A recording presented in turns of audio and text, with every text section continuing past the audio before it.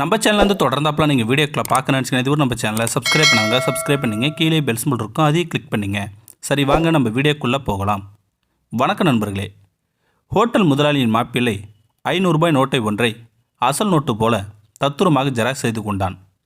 அந்த ஜெராக்ஸ் 500 ரூபாய் நோட்டை சட்டப்பையில் வைத்துக்கொண்டு தனது மச்சான் ஹோட்டலுக்கு போனான்.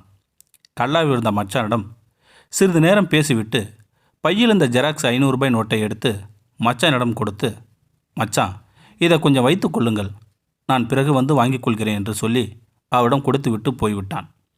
சிறிது நேரம் கழித்து ஹோட்டலுக்கு பால் ஊற்றுபவர் தனக்கு ஒரு 500 ரூபாய் அவசரமாக வேண்டியிருக்கிறது, தனக்கு வரவேண்டிய பால் பணத்தில் கழித்து கொள்ளலாம் என்று சொல்லி முதலாளியிடம் பணம் கேட்கிறார். அந்த பால்காரர் கல்லாவில் 500 ரூபாய் சேரவில்லை. சிறிது நேரம் யோசித்த முதலாளி தனது மாப்பிள்ளை கொடுத்துவிட்டு சென்ற 500 ரூபாயை பால்காரரிடம் கொடுக்க அந்த பணத்தை வாங்கி கொண்டு கடை விட்டு சென்று விடுகிறார். அந்த பால்காரர் மாப்பிள்ளை வருவதற்குள் வியாபாரத்தில் 500 ரூபாய் தேற்றிவிட முடியாதா என்ற நம்பிக்கையில்தான் அந்த பணத்தை பால்காரரிடம் கொடுத்து விட்டார் அந்த ஹோட்டல்காரர். ஹோட்டலில் இருந்து 500 ரூபாய் வாங்கி சென்ற பால்காரர் நேராக தனது மனைவிக்கு பிரசவம் பார்த்த லேடி டாக்டரை சந்தித்து அவருக்கு பாக்கி வைத்திருந்த 500 ரூபாய் கொடுக்கிறார் அந்த பால்காரர். டாக்டரும் அந்த பணத்தை வாங்கி கொள்ள அங்கு இருந்த தனது கார் டிரைவரிடம் அந்த பணத்தை கொடுத்து, பஜாரில் இருக்கிற டெய்லர் கடையில் பழைய பாக்கிக்கு இந்த 500 ரூபாய் பணத்தை கொடுத்து விடுங்கள், பிள்ளைகளுக்கு எடுத்து வைத்திருக்கும் புது துணிகளை தைக்க அளவெடுக்க அவரை வரச் சொல்லவும் என்று சொல்லி டிரைவரை டெய்லர் கடைக்கு அனுப்புகிறார் டாக்டர். டிரைவரும் டெய்லர் கடைக்கு போய், டாக்டர் அம்மா வீட்டு பாக்கிக்கு இந்த 500 ரூபாய் வாங்கி கொள்ளுங்கள் என்று சொல்கிறார்.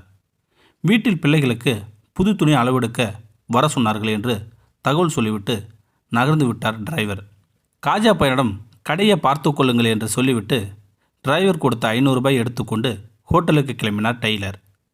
கல்லாவில் அமர்ந்திருந்த ஹோட்டல் முதலாளியிடம், ஐயா, என் மகளின் சடங்குகளுக்கு தங்கள் கடையில் சாப்பாடு வாங்கிய பகையில் 500 ரூபாய் பாக்கி இருக்கின்றது, இந்த 500 ரூபாய் வாங்கி கொண்டு கணக்கை நேர் செய்து கொள்ளுங்கள் என்று டிரைவர் கொடுத்த 500 ரூபாய் ஹோட்டல் முதலாளியிடம் தருகிறார் அந்த டெய்லர்.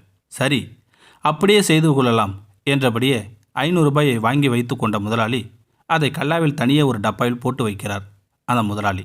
ஏனென்றால் மாப்பிள்ளை வந்து கேட்டால் 500 ரூபாய் நோட்டை தர வேண்டுமே என்ற எண்ணத்தில் இந்த 500 முழு ரூபாய் நோட்டை பத்திரப்படுத்தி வைக்கிறார் அந்த ஹோட்டல் முதலாளி. சிறிது நேரத்தில் அவரின் மாப்பிள்ளை வந்து, மச்சான் நான் கொடுத்த 500 ரூபாய் கொடுங்கள் என்று கேட்டு வாங்கி கொள்கிறார். தான் கொடுத்த 500 ரூபாய் ஜெராக்ஸ் நோட்டு தான் அது என்பதை உறுதி செய்து கொண்டு அந்த இடத்தை விட்டு நகர்கிறார் முதலாளியின் மாப்பிள்ளை. வெளியே வந்த மாப்பிள்ளை ஜெராக்ஸ் எடுத்த 500 ரூபாயை சுக்கு சுக்குலாக்கி கிழித்து காற்றில் பறக்கிவிட்டார்.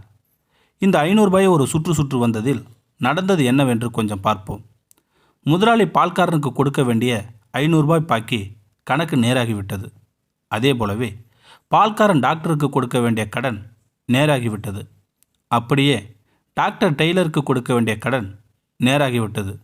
அதே போலவே டெய்லர் ஹோட்டலுக்கு கொடுக்க வேண்டிய கடன் நேராகிவிட்டது. இப்பொழுது ஜெராக்ஸ் நோட்டும் சுக்குலாக்கி காற்றில் பறந்து விட்டது. ஆனால் இத்தனை பேர் கடனும் நேராகி இருப்பது நிஜமே. இதில் நஷ்டம் அடைந்தவர் யாரும் இருக்கிறாரா அல்லது மாயாஜலம் எதுவும் நடந்து உள்ளதா? ஆகையால் சொந்தங்களே, பணம் என்பது வெறும் காகிதம் மட்டுமே. நட்பும் உறவும் இதற்கு மதிப்பளிப்போம் நாமல். இந்த வீடியோ உங்களுக்கு பிடிச்சிருந்தா கமெண்ட் பாக்ஸில் கமெண்ட் பண்ணுங்கள், கூட உங்கள் ஃப்ரெண்ட்ஸுக்கு ஷேர் பண்ணுங்கள். இதுவரை நம்ம சேனலை சப்ஸ்கிரைப் பண்ணுங்க, கீழே பெல் சிம்பிள் இருக்கும், அதையும் கிளிக் பண்ணிங்க. தேங்க்யூ ஃபார் வாட்சிங்.